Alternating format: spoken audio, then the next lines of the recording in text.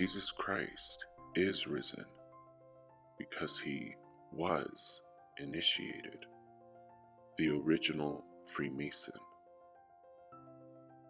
Even if you are not a Christian, you are familiar with the general details of Jesus Christ, like he performed miracles, walked on water, befriended a prostitute, turned water into wine, and fed 5,000, multiplying just a few fish and loaves of bread, just to name a couple. But what if I told you there were non-religious texts not included in the Bible that confirm all these details? That what the Bible says is all true, for the most part, but not the whole truth. That he was a genius with an intellect that rivals Pythagoras, Socrates, even Tesla, Einstein, and Stephen Hawkins. Yet, could it be because Jesus Christ was maybe not the person, but the doctrine taught by the person we call Jesus Christ? Because according to non-religious and secret Masonic texts, the man was a one named Jehoshua ben Nazariah, meaning from the sect of the Nazars, or healers. And he discovered a secret doctrine he called originally the Magia Jesus Christus, or the Jesus Christ magic.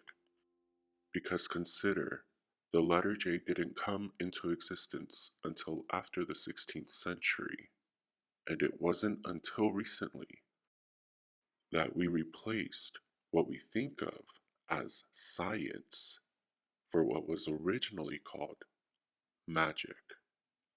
So, like Shakespeare says, a rose by any other name is still a rose. The doctrine of the Jesus Christus by any other name is still the Jesus Christus. So, what then is the thing we call in 2023 Jesus Christ, which Jehoshua, its greatest messenger, master, and prophet, was trying to teach us? Well,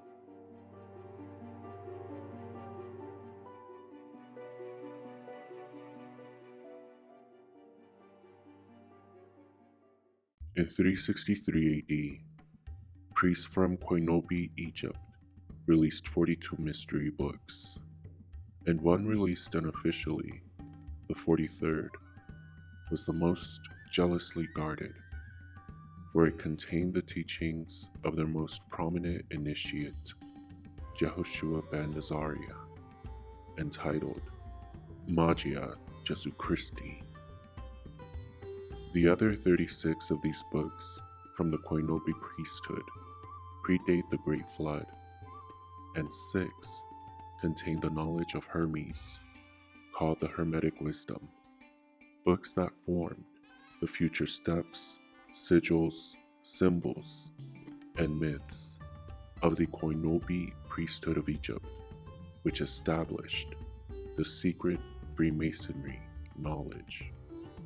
As you will come to see, all of this secret knowledge has been guarded by the Freemasons as jealously as the priesthoods that Jehoshua so famously rebuked. But not just the Judean priesthoods, also the Egyptian and Greek priesthoods of his day. Jehoshua not only bested them all in his mastery of the secret knowledge, but is their greatest rebel to date. He desired to lift the veil of their secrecy and make the secret priesthood knowledge public, only for the Freemason Brotherhood to collect and cloak in secrecy once again, like the new priesthood. The following is the secret knowledge Jehoshua desired to reveal, and the Freemasonry framework. The man we call Jesus Christ, according to the Jewish version of his birth, recorded in the Sefer Todos Jeshu, in the following words, was born to Mary, having become the mother of a son named Jehoshua ben Azariah. As a boy growing up, she entrusted him to the care of the Rabbi Elhanan, for Jehoshua was well gifted with spirit and understanding, and the child progressed in knowledge. Rabbi Jehoshua ben Berechiah, of the same first name, but no actual familial connection, continued the education of Jehoshua after Elhanan, and initiated him in the secret knowledge of the Kabbalah. When initiated, Jehoshua was said to be knowledgeable in the first degree, and called a 1-year-old a babe or lamb, though now an adolescent. But the king, Janaeus, the second king of the Hasmonean dynasty, who ruled over an expanding kingdom of Judea from 103 to 76 BCE, having given orders to slay all the initiates of the first degree, or 1-year-old babes, Rabbi Berechiah fled to Alexandria in Egypt, taking the Nazarene boy with him. An incident during the Feast of Tabernacles was a major factor leading up to the Judean Civil War, which was meant to purge the new Jewish state of initiates of the mystery schools, the lambs, and their teachers. It is recorded that during the Jewish holiday Sukkot, King Alexander Jannaeus, while officiating as the high priest at the temple in Jerusalem, demonstrated his displeasure against the Pharisees, whom included the Nazarenes, by refusing to perform the water libation ceremony properly. Instead of pouring it on the altar, he poured it on his feet.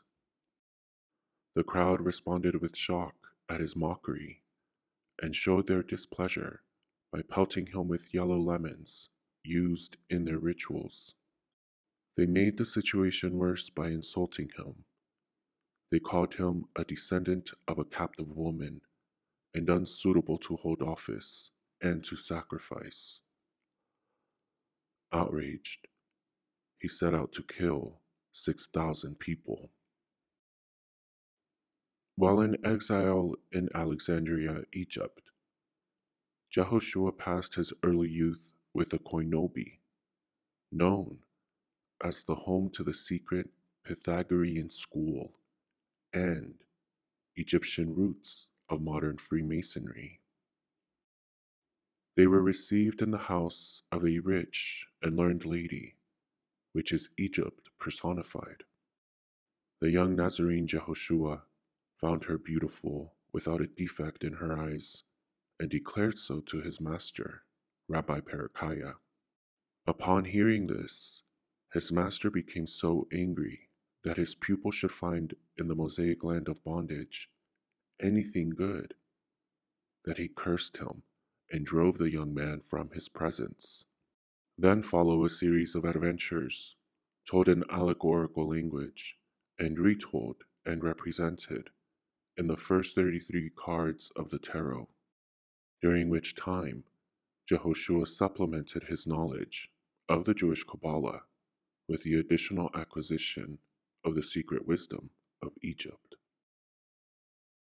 Having been trained in the exoteric, meaning public, rites, symbols, and rituals of the Kabbalah since childhood, Jehoshua learned the esoteric, meaning secret, mysteries lying concealed in the Jewish Kabbalah after getting initiated in the Greek mysteries of Ophis at the Temple of Osiris, as practiced by the Koinobi priesthood.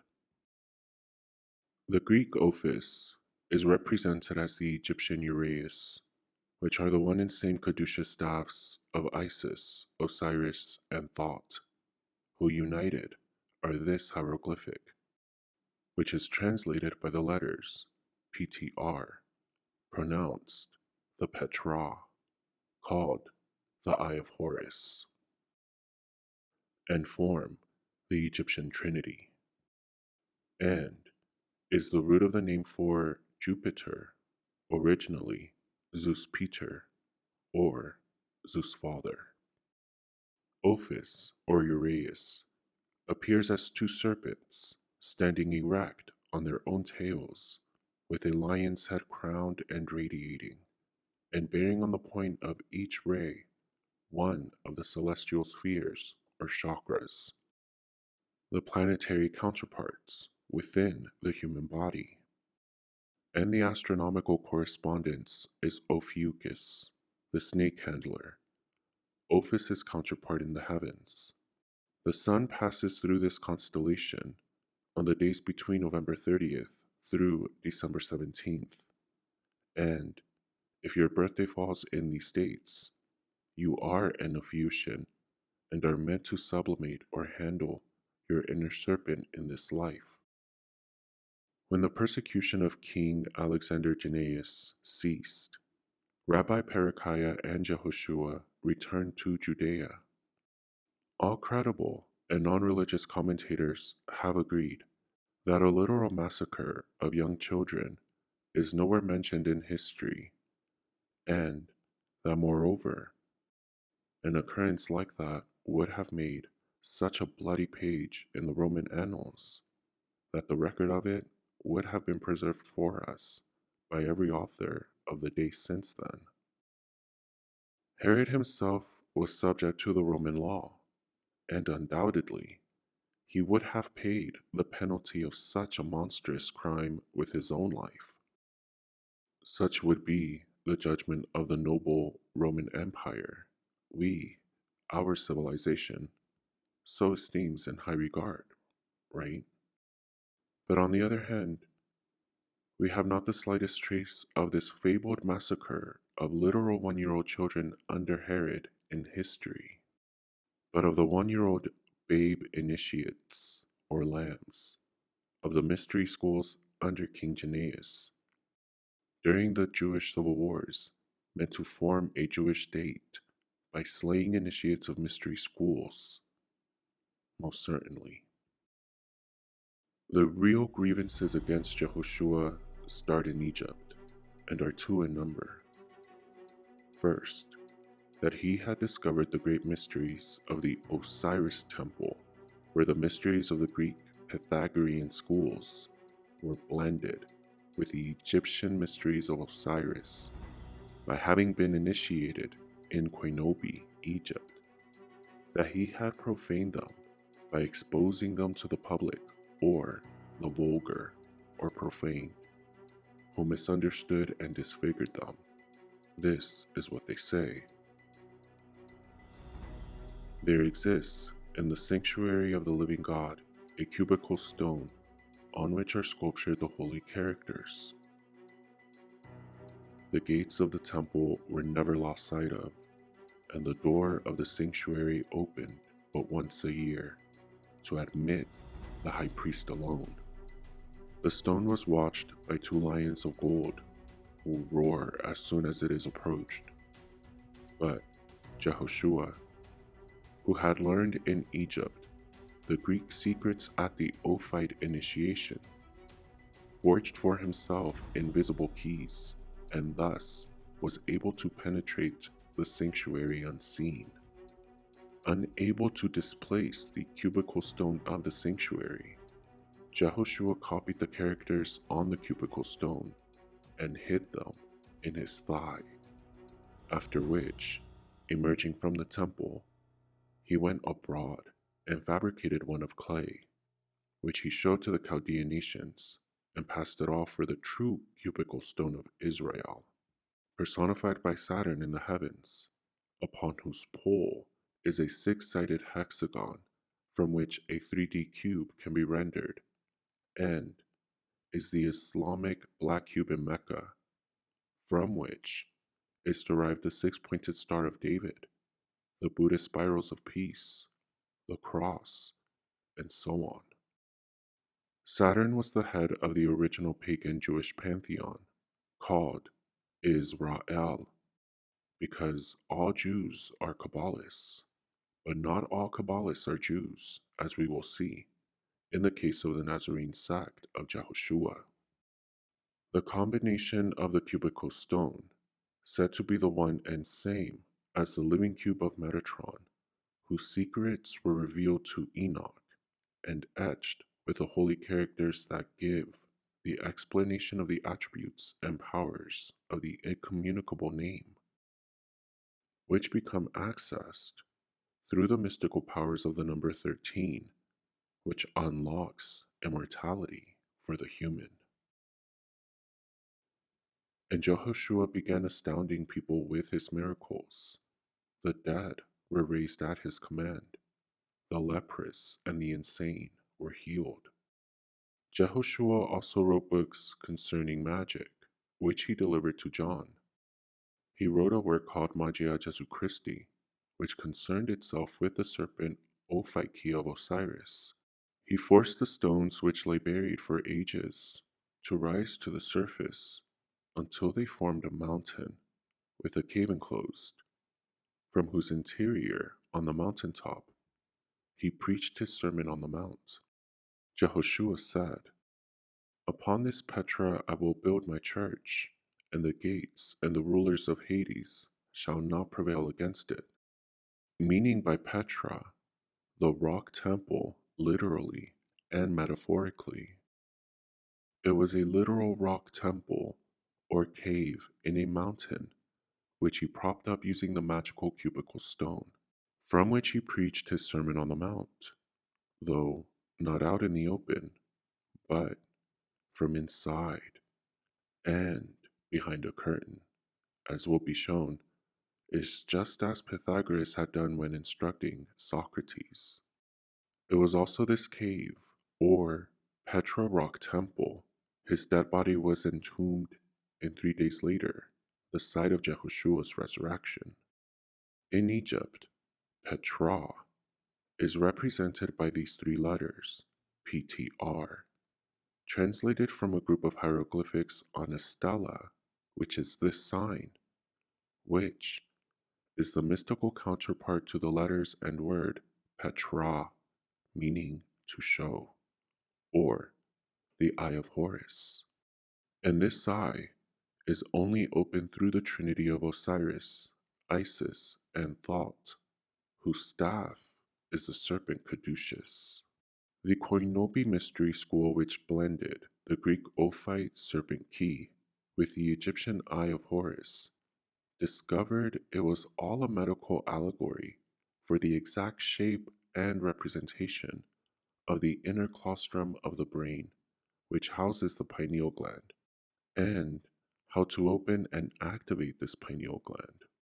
Upon performing autopsies on their departed members, who religiously devoted their bodies to the science of pineal gland activation, even in death, discovered that the activated pineal gland turned from a gray, bony, silver bullet lump to a green pearlescent micro-sized pine cone that glistened like a crystal, or an emerald tablet of thought. And the activation of this emerald gland was found in the very tip of the spine, hidden deep in the region of the coccyx, which is actually below the start of the caduceus staff. It is the home of the original seed, or the first cell before mitosis, which is never killed or destroyed for as long as the body lives, and contains your original DNA sequence of life, thus called the original essence, or by the Greeks, the blood of Christos, and is shaped like this: a vessel, a grail, or the Holy Grail. The essence entrapped in the first seed must travel in a serpentine crawl up the spine, like a snake, which is essentially the blood of Christ, which is born from the serpent seed, which must snake its way up the 33 vertebrae of the spine, which bears upon its column the points of each ray of the caduceus rays, or chakras, which are the seven inner fires that release the smoke of old energies through the chimney of the spine. When thought's emerald tablet is activated by the energy released from the Holy Grail or serpent seed, one blends their humanity with the divine, capable of great things. And though, to commoners, they'd be called magic, miracles, or heresy, to the learned, like Jehoshua, it was merely science.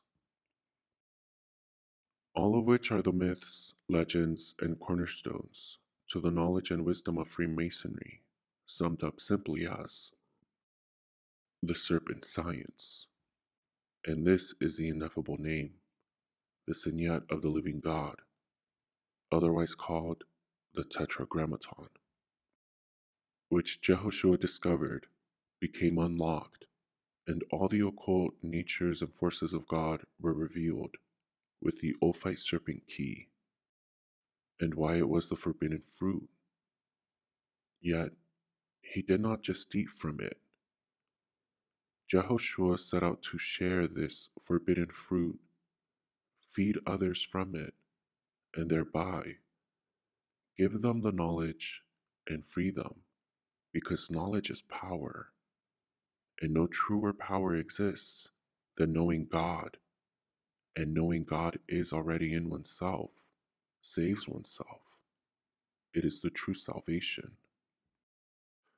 It is the greatest wisdom, called serpent wisdom, which alludes to Jehoshua's favorite and often repeated saying, "Be ye wise as serpents."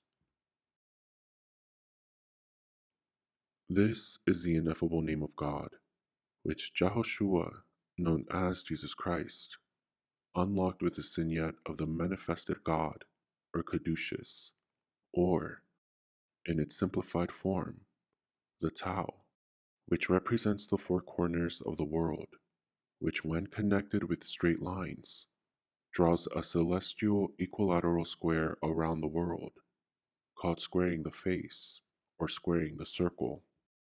The quantifiable, orderly, measurable square makes the irrational chaos of the circle rational and orderly, thereby allowing humanity to make precise calculations about the spherical nature of Earth, like its diameter and radius, but also became the roots of sacred geometry, which can be used for celestial calculations and measurements of the universe beyond Earth.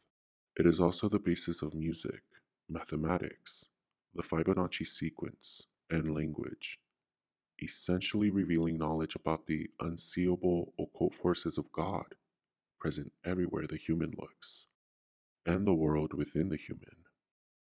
The Pythagorean music of the spheres comes from this. So too Hindu, Buddhist, Egyptian, Mexican Aztec and Olmec cosmogony, and even the African Dogon tribe of Mali. A basic Hermetic tenet of the Tetragrammaton and Freemasonry is as above, so below, and as without, so within. And everything in the heavens has its correspondence within the human, because every human is a mind, and every mind is a universe, because we all exist and are plugged into the universal mind of God, the Tetragrammaton. The Tetragrammaton is the mind of God and your mind. And as there are planets in the heavens, there are chakras, their human counterparts, in you. All of which is the meaning behind the Tau, or the cross symbol, formed by two fishes, for which there is a Masonic tradition to build upon three of these crosses, forming the triple Tau, or three crosses, and the origin for the Masonic signet.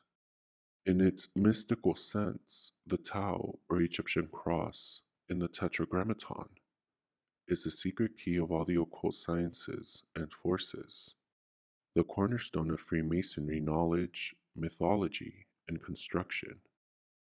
the same knowledge of Moses and his own magical serpent staff, and of the Mexican Quetzalcoatl, all of which are serpent science. This key, called the Ophi serpent key or the caduceus, unlocks the rest of the tetragrammaton, or shared mind between you and God, the knowledge known and kept secret by the ancient priesthoods and Freemason priesthoods of today as simply Magia Scientia Serpens, the magical serpent science. Jehoshua also wrote books concerning magic, which he delivered to John.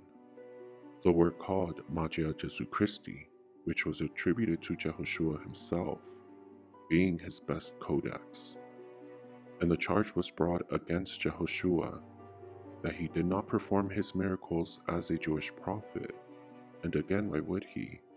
He wasn't Jewish, but a mystical Kabbalist, but as a magician, i.e., an initiate of the heathen Hierophant temples. The accusations against Jehoshua of practicing the magic of Egypt were numerous, and at one time universal, in the towns where he was known in Judea. It was said Jehoshua could fly as easily in the air as others could walk on earth all throughout the region. Jehoshua said, "Upon this Petra I will build my church, and the gates and the rulers of Hades shall not prevail against it," meaning by Petra, again, the rock temple or mountain cave, literally and metaphorically.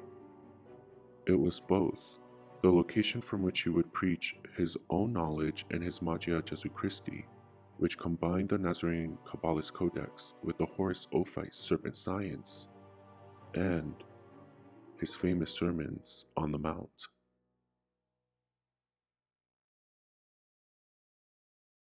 All things, says the Nazarene Codex, are derived from one great principle, and this principle is the unknown and invisible God.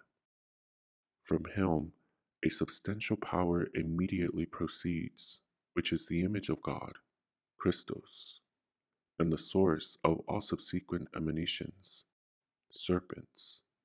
Matter is the most remote effect of the emanated energy of the deity, which swim like fish and crawl like snakes through the feminine menstruum. Here we find the trinity of Christos, the active force, the feminine menstruum, or passive force, and the serpent, or androgyne force. The father, mother, and child, respectively.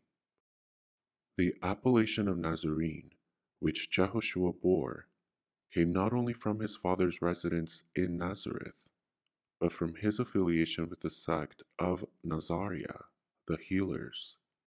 The oldest Nazarenes were the descendants of the scriptural Nazars, otherwise known as the connections, the Naz, to the Arya, the Nazaria, which was but one region, home to the roots of this once global universal knowledge, along with the ancient giant pyramid builders of Chem, now known as Egypt, of Atlantis, now known as the land off Mexico, with its many Atlan-based names, onward connecting to Africa and the pyramids that dot Africa, the Americas, China, Russia, and the Arctic poles, and whose last prominent leader was John the Baptist, and afterwards fled Judean Jewish persecution and genocide to be the later highly respected Tartarians of Tartaria. Even Herod regarded John as a prophet, which indicates to us Jehoshua's true ripe age as he fled the persecution of the fledgling Jewish state under King Jannaeus and lived long enough to know King Herod. In fact, Jehoshua suffered the obscene torture at the ripe age of 78. The reason the tarot itself ends upon the 78th card.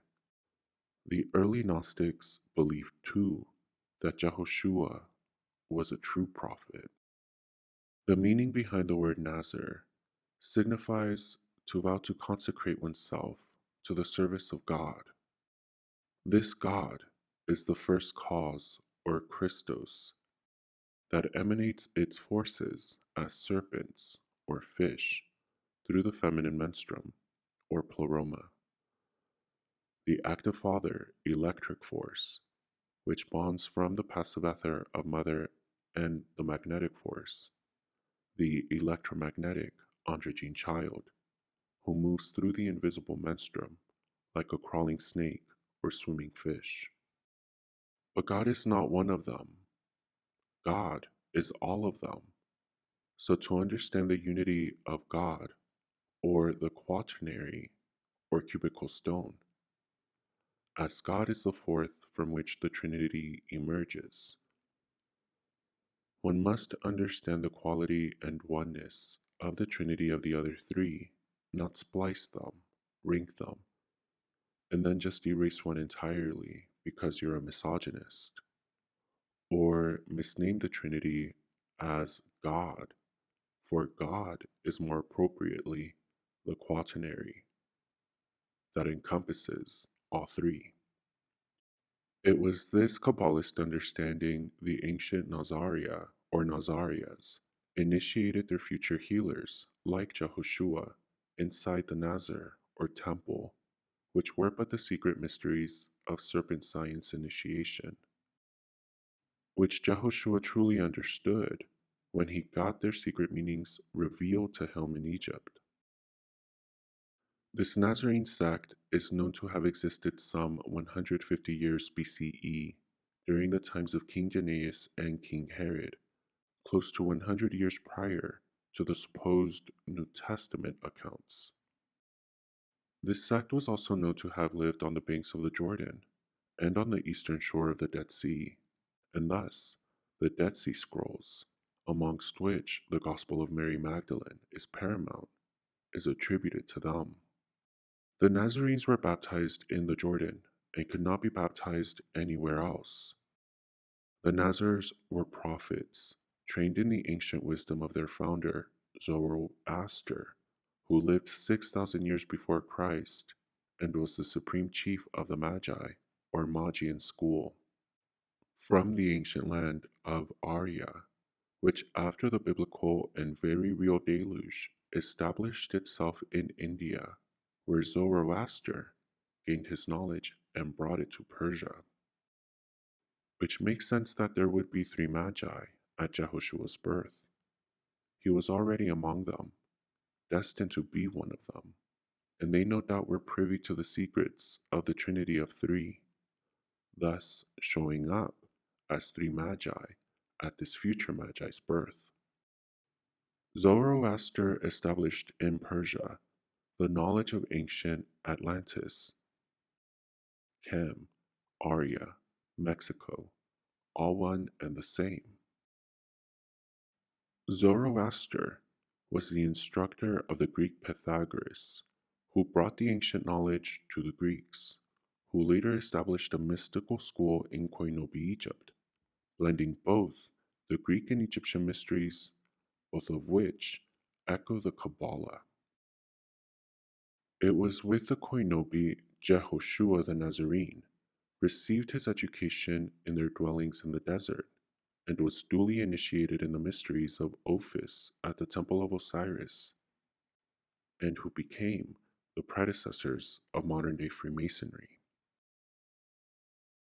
But he preferred the free and independent life of a wandering Nazaria, thus becoming a traveling Nazar or healer. The Nazarenes loved one another, entered one another's homes, even strangers', as though visiting a long-lost relative, embracing them as though to recover all that lost time. And, more than other Jewish sects, which were themselves disjointed and pagan at this time, yet branching from the same tree of Kabbalah, the Nazarenes neglected wedlock, deeming the conquest of the passions to be more virtuous than marriage, which is why he never married Mary Magdalene, even as a 78-year-old. but preferred her above all others. Mary herself was Mary of Magdala, from the region called Magdala, and was a learned and well-to-do daughter of the high priest of Magdala, or Hierophant, herself initiated and well-learned in the mysteries of this fishing community. Thus, a high priestess herself, and a suitable match for Jehoshua in the literal and mystical. The Nazarene Codex also taught, "Thou shalt not worship the sun, or serpent, or fish, or androgyne child, who is named Adonai, also Kadosh, Yahweh, Jehovah," also called the phallic gods, or Baal. This phallus Baal Adonai will elect to himself a nation to congregate in crowds, because he loves his worship to be exoteric, flashy, and pompous. Jerusalem will become the refugee city-state of the abortive, not the chosen, who shall perfect themselves through circumcision with the rusted sword and foggy mirrors of the phallic Adonai Baal. All religions born from this Baal Adonai are in Jerusalem, and all believe themselves to be chosen and practice circumcision to indulge the phallic Baal. Did Jehoshua, the healer, the Nazarene, ever pronounce the name of Jehovah Yahweh Adonai? Did he ever place the supreme soul of the first cause in contrast with the severe and cruel judge, the phallic Baal Yahweh? In fact, the Nazarenes had a name for the phallic god of the Jews, Ildaboath, the evil serpent, or demon. Jehoshua's God of mercy, love, and justice, never from the memorable day when he preached his Sermon on the Mount in his Pythagoras-inspired cave to his death and resurrection, ever compared his God, the first cause, the unity and the all, with the Judeo-Christian Jehovah of destruction and retaliation.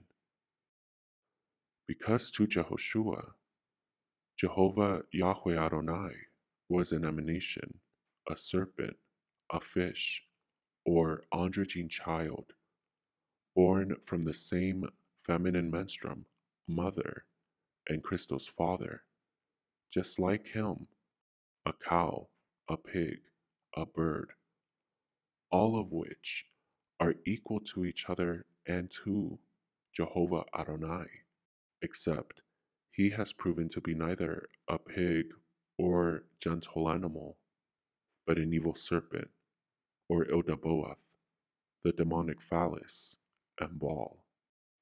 The language of Jehoshua is unequivocal. It implies not only rebellion, but defiance of the God of Moses and Abraham's Lord God, the phallus and Baal.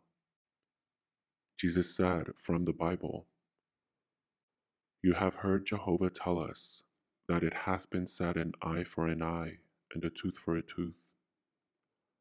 But I say unto you, that ye resist not evil, but whosoever shall smite thee on thy right cheek, turn to him the other also. You have heard that it has been said by the same Lord God on Mount Sinai, Thou shalt love thy neighbor, and hate thy enemy. But I say unto you, love your enemies, bless them that curse you, do good to them that hate you, and pray for them who despitefully use you and persecute you." Yet, if not the Jehovistic God Jehoshua of Nazareth preaches and teaches about, who is he talking about? What is he talking about? This golden rule of supreme love was not original to Jesus.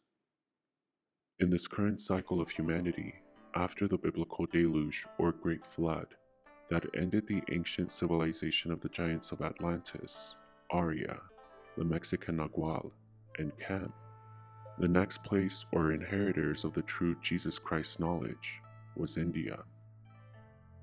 The Hindus taught to return good for evil, known as the Golden Rule, at the heart of Jesus Christ's teachings.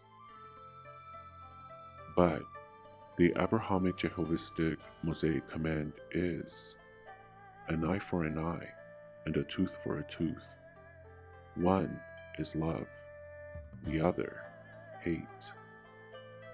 These are clearly two separate spiritual philosophies, and his career as a public rabbi was long enough to prove Jehoshua established a regular school of his own, located in the rock temple upon the mountain he rose from a valley he called Petra-Roma, or, in its literal sense, translated as the Hindu rock, both referencing and paying reverence to the Roma, or traveling Hindi people of South Asia. Each of the Petra, and with the exception of John the Baptist and Mary Magdalene, it does not seem that others had grasped his teachings in the purest sense, though they were clearly both intended to continue initiating others. And as you all know, Christians had different plans for them. One was beheaded, the other prostituted against her will, literally. The apostolic designation, Peter, is itself from the mysteries as already highly hinted.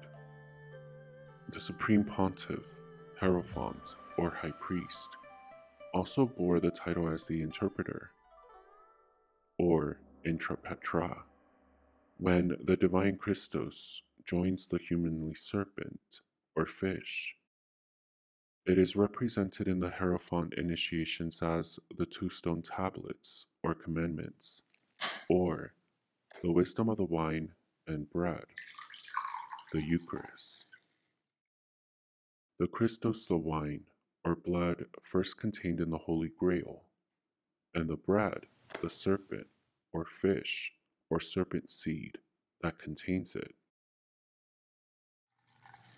The wine, the Christos, or blood of the first cause, and the bread, emanation, or serpent and fish, which arise from and unite in the feminine menstruum, called the Petroma, the invisible feminine temple, the womb, or the Church of the Peter-Roma. Sound familiar? These are the true pagan origins of the Christian Church, founded on the rock of Peter, found dead, indeed, but without any of the truth, intelligence, and intellect of the morally, spiritually, and mentally superior pagan hierophants. Like Mary Magdalene, Pythagoras, Quetzalcoatl, the Buddha, and Jesus Christ. In Greek, the double set of stone tablets used by pagan hierophants at initiations during the final mystery are the signettes of the wisdom of the bread, Ceres, and wine, Bacchus, which unite in the fullness of the feminine Greek pleroma. The Christian priests also stole the serpent scepter of the pagan hierophant, copied his cap from the Hindu supreme pontiff, whose unity is represented by Brahma, who is known as a fish charmer, and whose emanation is Krishna, who represents Krishna consciousness, and whose devotees are Christians, whose signet is the fish, and whose cross is formed by two fishes, called a crucifix, or crucifixus. The Greek word for Christos shares its roots in the same Sanskrit word, Chris, which means sacred, as similarly used in the Hindu Krishna.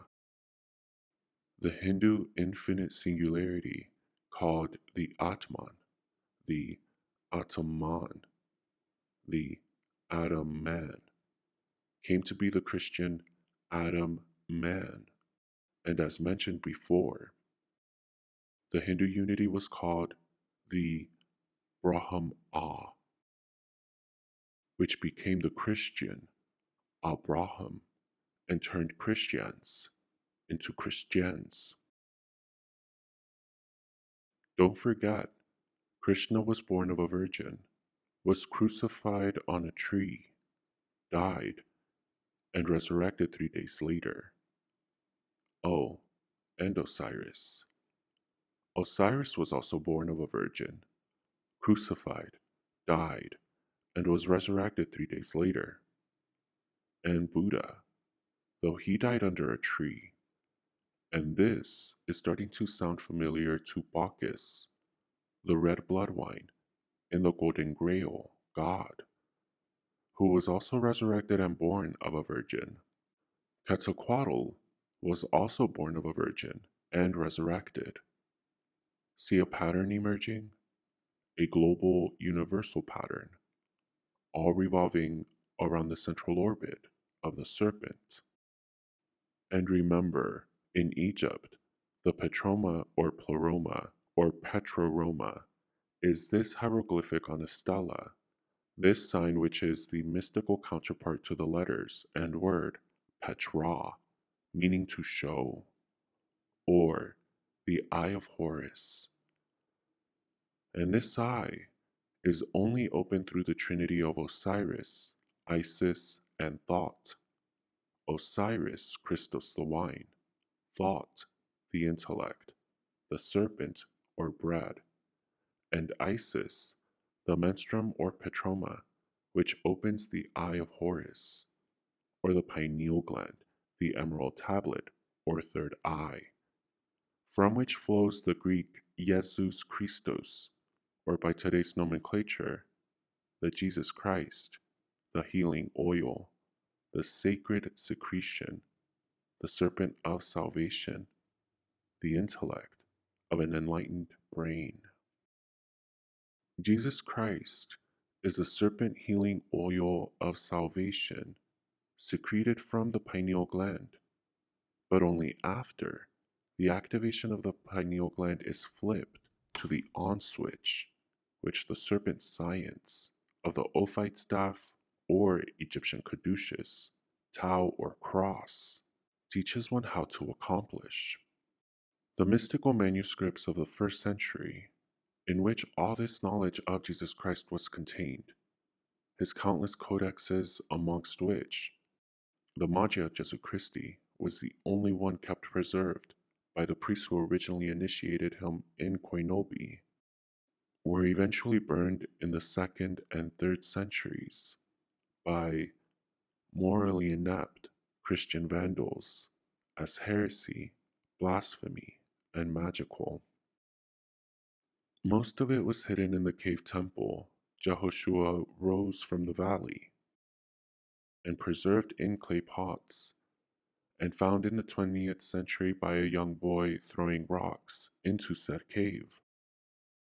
And when they were released once more, and for the last time in 363 AD, to the Syrian mystery school established by King Iamblichus by the Koinobi priesthood, all traces of the Koinobi, their desert dwellings, temples of initiation, their books and story of their most prominent initiate were destroyed, burnt to the ground, and all mentions in the history books erased, yet again.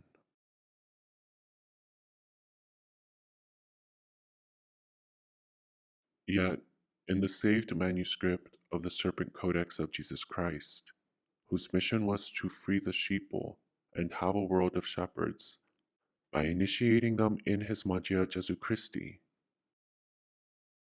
one of his principal heroes, called the Initiate, is made to communicate with the Pater through an illuminator.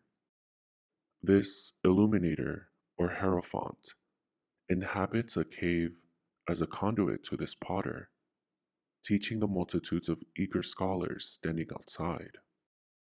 The scholar, or initiate, receives the words of wisdom of the invisible God, the Pater, by applying his ear to a circular hole in a partition which conceals the illuminator, or priest, who then conveys from the Pater to the scholar the words of wisdom, with explanations and glossaries. He was the deus ex machina, where the presiding but invisible deity, the pater or petra, uttered the divine will to the initiate through a second party, the hierophant or intrapetra, in the Petra Roma, the rock church. The greatest of all the Christian frauds is also the very rock upon which the dogma of apostolic succession is founded, the bedrock of its existence, and thus its very continuation. Peter, the rock of Rome. It is all a lie. This was the same method used by Pythagoras, who never allowed his students, like Socrates, to see him, but instructed them from behind a curtain in his cave, and misappropriated by the lunatic Christian confessional, with the distinct difference being it is the hierophant priest confessing the secret knowledge of God to the initiate, not the crack-brained opposite of a one-sided interrogation. The initiate or scholar was encouraged to debate, interrogate, and ask for clarification as a sign of their independent intellect and power for critical self-thought, while the Christian is a sinner whose truth should be silent and whose voice shall never question the living word of God. The word, pater, petra, Peter, locates both master and disciple in the circle of initiation, represented by the triple towel of Christos, serpent, and Petroma. More than 2,000 years later, we can now know the truth that whether Jesus was initiated either by the Petra of the Egyptians, the Roma of the Hindus, the Zeus Peter Pleroma of the Pythagoreans, or the Codex of the Kabbalist Nazarenes, Jesus was undoubtedly, beyond the shadow of a doubt, initiated.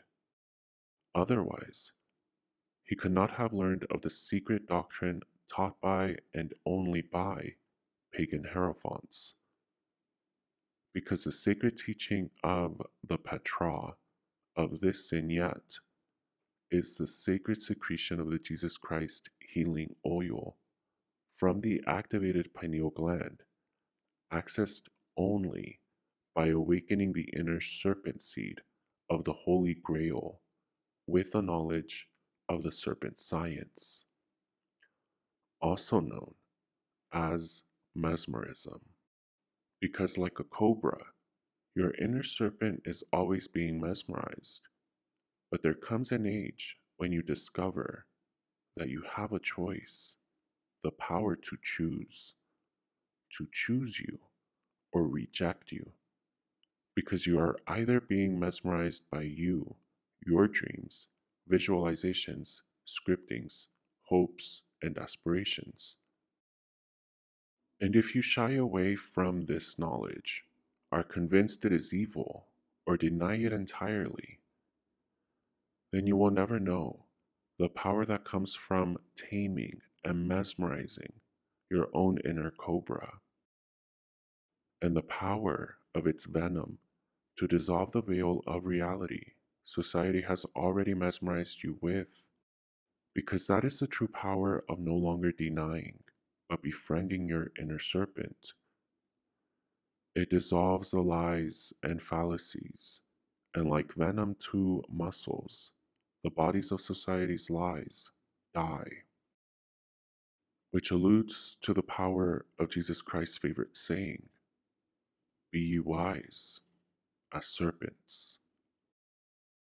This is the knowledge of the apple of the tree of knowledge, the Kabbalist tree, the tree of life, the caduceus, the serpent staff, the cross, all one and the same, born from the tetragrammaton, which is your mind and the mind of God, and thus the only God you need is the gray matter in your brain, and the only temple or church you need to visit every Sunday or whenever you want to is your body. Like the illuminator in this early 1st century BCE manuscript attributed to Jehoshua, we find Jehoshua selecting a mystery appellation for one who is made to be the interpreter of the will of Christos, the first emanation, and that illuminator Jehoshua calls Petra, who was most likely meant to be John the Baptist, but who was beheaded to prevent exactly this. And he was only second to the first, the true Petra, the true chosen pope of Jehoshua, Mary of Magdala, who was, well, for lack of better words, #MeToo'd. Emphatically obvious is that the Apostle Peter was never ever in Rome proper either.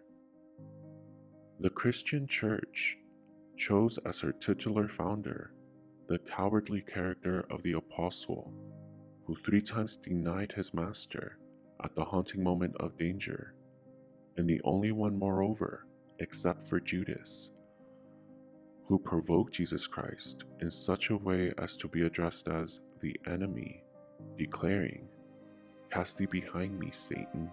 When frightened at the accusation of being the serpent of the high pagan priest known as Jesus Christ, the Apostle Peter thrice denied his master, and Jesus Christ said to him, "Verily I say unto thee, Peter, thou shalt deny me throughout the coming ages, and never stop, until thou shalt be old, and shalt stretch forth thy hands, and another shall gird thee, and carry thee whither thou wouldst not." Which simply means that Jehoshua ben Azariah prophesied exactly how the Christian churches born of Rome would constantly sin against Jesus Christ, the true redeemer of the brain matter within.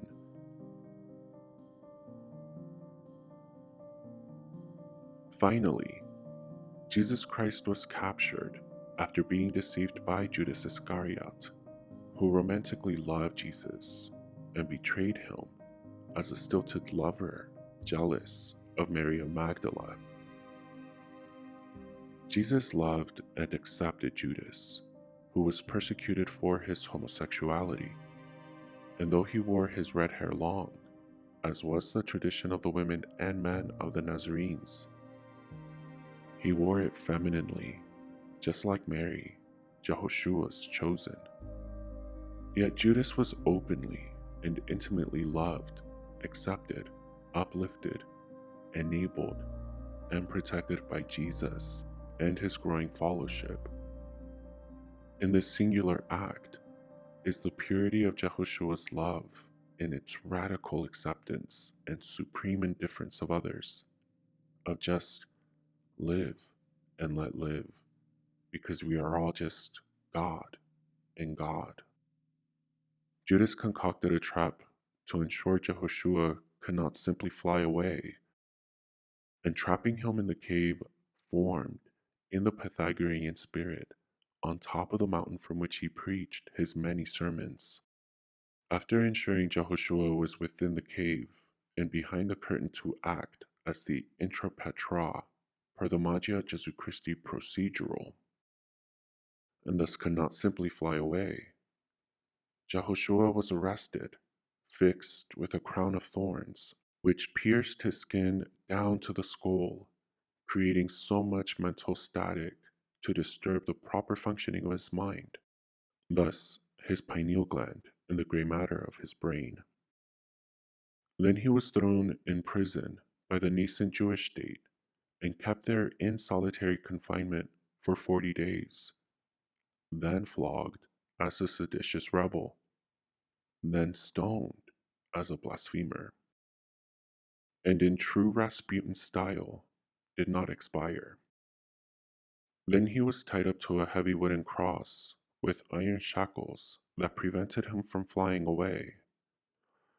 which he carried to the place where they crucified him, and finally allowed to expire upon the cross at the age of 78 after obscene physical torture to counteract the powerful self-healing forces of the sacred cerebrospinal secretion,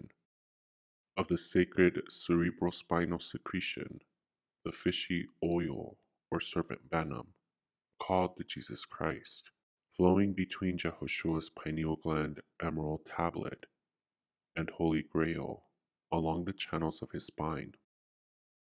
All because he revealed to the people these truths of this knowledge, or magic, of the serpent science of pineal gland activation, which the high priest wished to bury and conceal for their own use to abuse their herds of sheeple to this day. Jehoshua had divined the occult theology of the Kabbalah of Israel, the cubical stone and crescent moon of Islam, the Jewish Star of David, the Egyptian Tau cross, and the ineffable name of God, the Tetragrammaton, had supplemented it with the secret serpent science of the Koinobi-Ophites in Egypt, mesmerism, and found thereby the roots of a universal, primordial, and eternal religion. Secret knowledge he wanted to take from occult to revealed. But for his altruistic mission of a world of shepherds, Jehoshua died on the cross. Mary of Magdala and his mother Mary never once left his side, waiting for the last breath and heartbeat with focused anticipation, because the second he did so, they alerted the guards to, please, let them take him down. Upon receiving his body, they wrapped it and escorted it back to the Petra Roma, the true rock church Jehoshua had risen from the valley. The reason for this comes directly from his own serpent science codex of the Magia Jesu Christi, which explained how resurrection is mesmerism in the void known as the Hall of Judgment. The only door which opens this hall is death, and one's consciousness remains in this hall of judgment between the exhale of the last breath and the death of the original seed of life from the moment of insemination and prior to mitosis, which never ceases to exist until rigor mortis sets in, about 24 hours after the last breath is exhaled.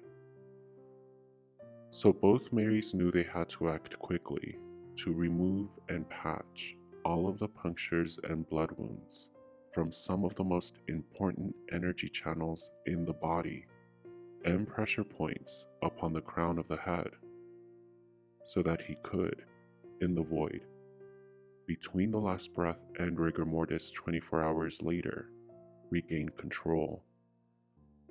Because what also happens upon the last breath is all of the energy currents of the body conjoin in the pineal gland, which begins to replay one's entire life, which happens involuntarily and without one's control. At the end of this replay of one's life story, the memory wiping white light of reincarnation appears, and like taking off old clothes, discards the old bodysuit to be reborn into a new bodysuit according to your karma. However, if you are well practiced as Jehoshua was in mesmerism and the serpent chakra science, you can regain control over your pineal gland. Remembering this retelling of your life is just another veil of reality, because you are aware you died, so you have the option to choose to be reincarnated or resurrected. And why would you choose reincarnation? Many have their reasons.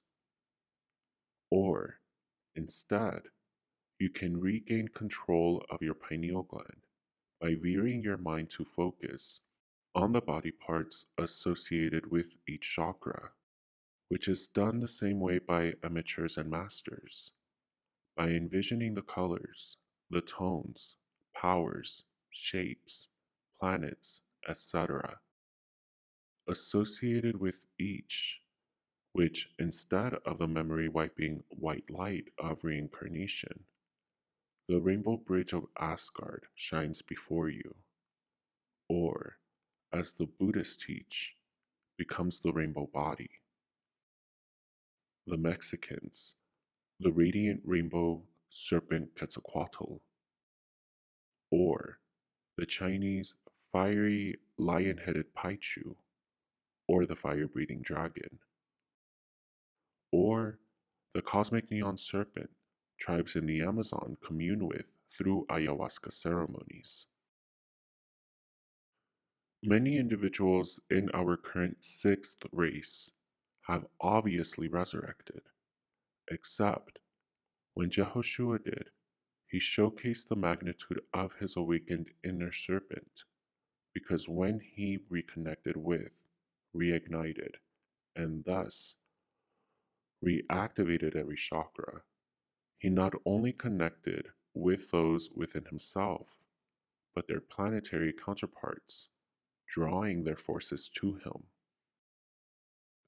And when he did self resurrect, the sound of 7 trumpets blared from the heavens above and earth below, one for every time the fire of a chakra turned back on, and every time the planetary counterpart in the heavens rang like a trumpet, sending waves of sound emanations like ripples across the celestial menstruum, causing Earth to tilt her axis, thereby effectively changing the course tracked by all the planets, including the central sun, along the celestial backdrop of the stars and constellations.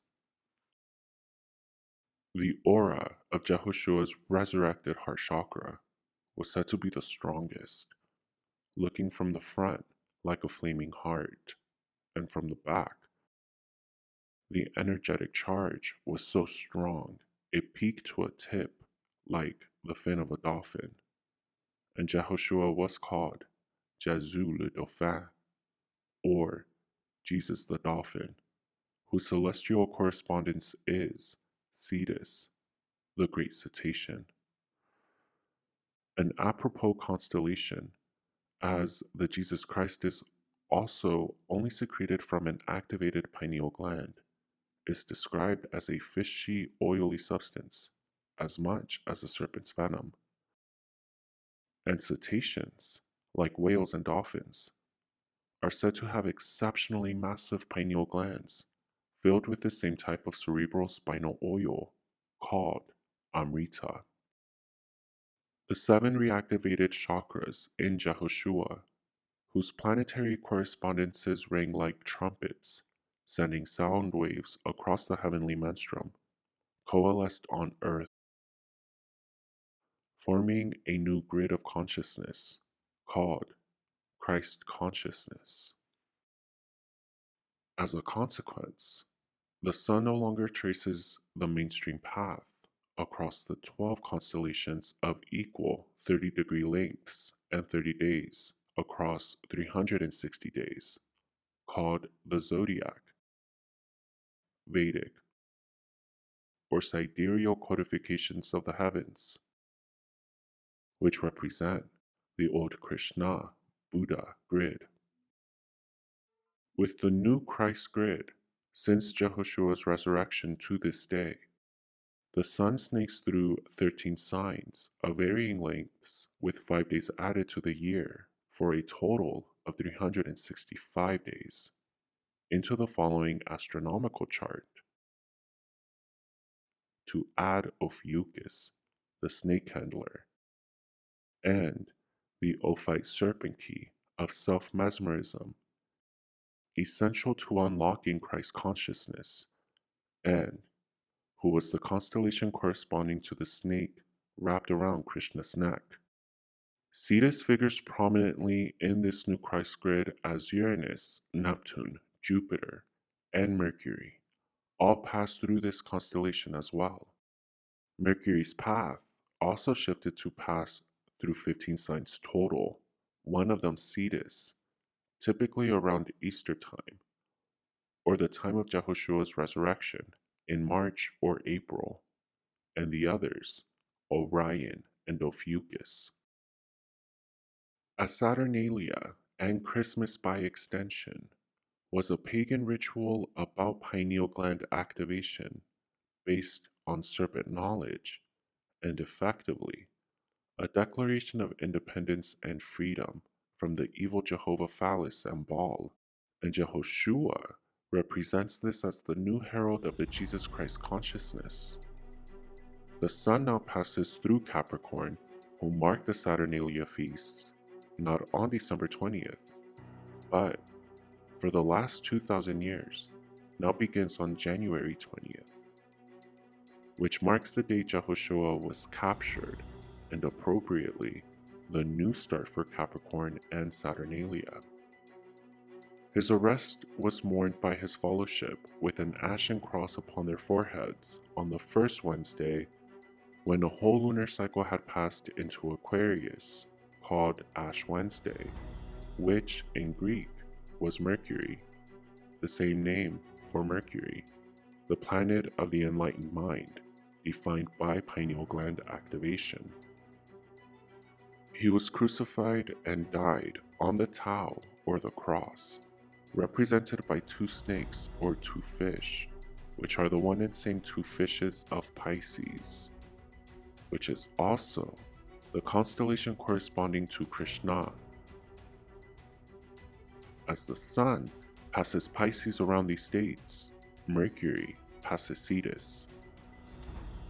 For 2,000 years, humanity has been robbed of this true heritage of astronomy under the false guise of the baselessly continued astrology, the zodiac, or the Vedic sidereal, which expired 2,000 years ago. But to keep the lie going, they mistakenly correct for the natural precession of the stars, antithetical to the astronomical art of star map reading, of simple star to paper, of the ancients, who created the whole concept of astrology to begin with, and an outright and very real conspiracy theory aimed at the literal misdirection and mis-self-identification of the masses.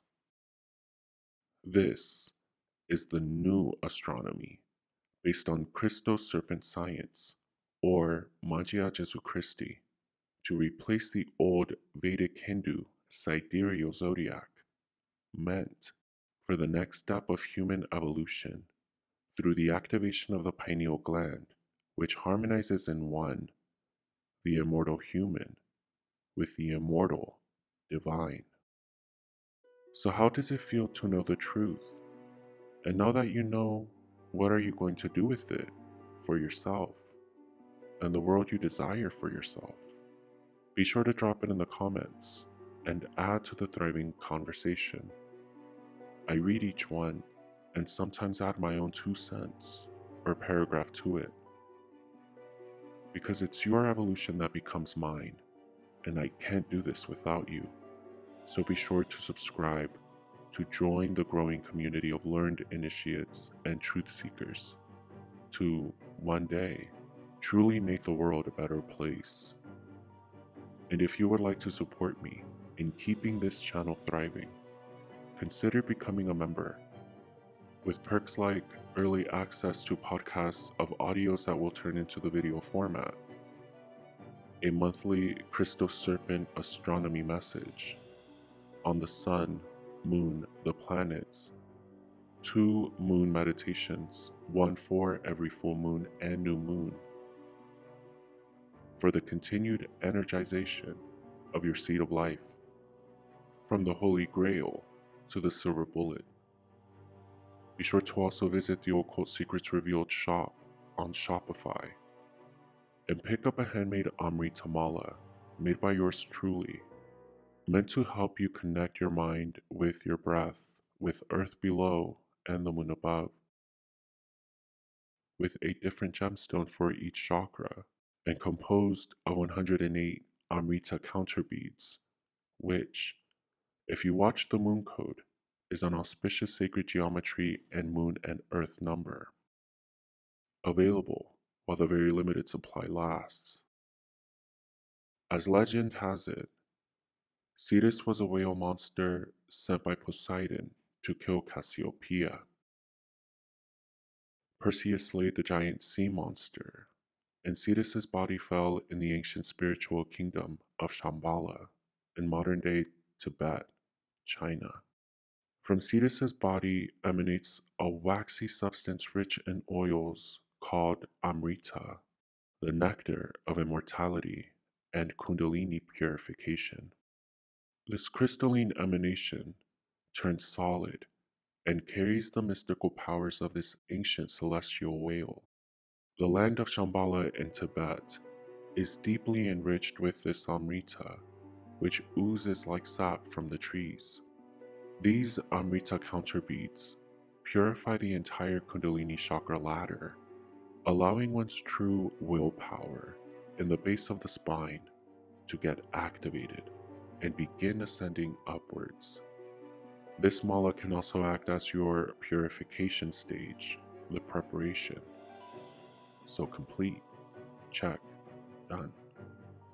Any help goes a long way for this one-man production.